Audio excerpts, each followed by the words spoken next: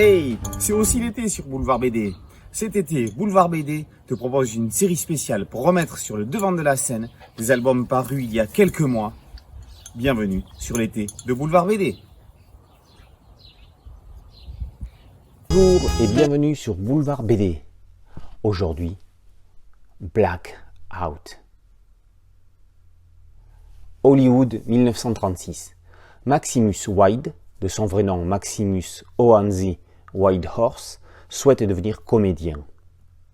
Métis issu de familles noires, chinoises et amérindiennes, son charisme va lui ouvrir les portes du cinéma.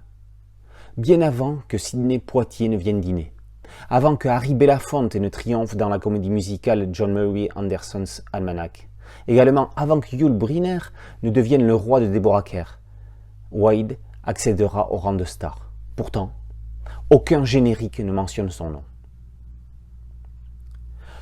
Lu Wing-Fang et Hugh Nicol visitent la grande fabrique du rêve hollywoodien à travers le destin romancé d'un acteur imaginaire.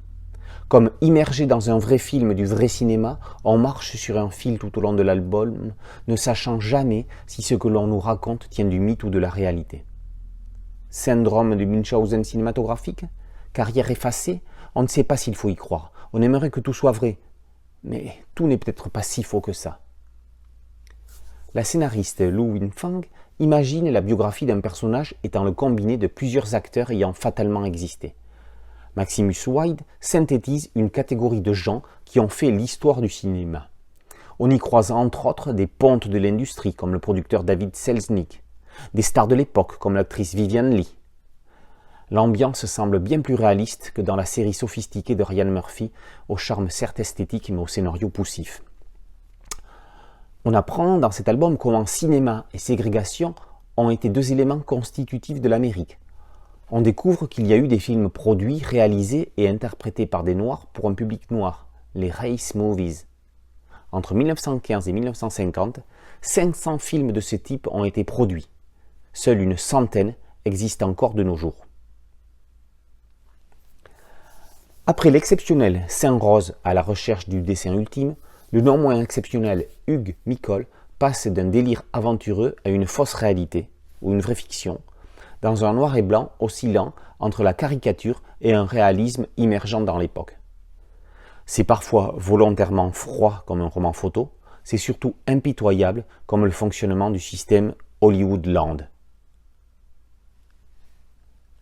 Après l'excellent Hollywood Menteur de Luce paru chez le même éditeur et racontant le tournage du film Les Désaxés avec Marilyn Monroe, Clark Gable et Montgomery Clift, Blackout montre un autre pan de l'usine à rêves.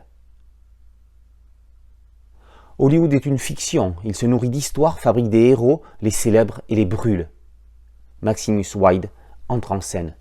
Silence, on tourne. Blackout par Lu Wing-Fang et Hugh Nicol est paru aux éditions Futuropolis. A très bientôt sur Boulevard BD. Ciao.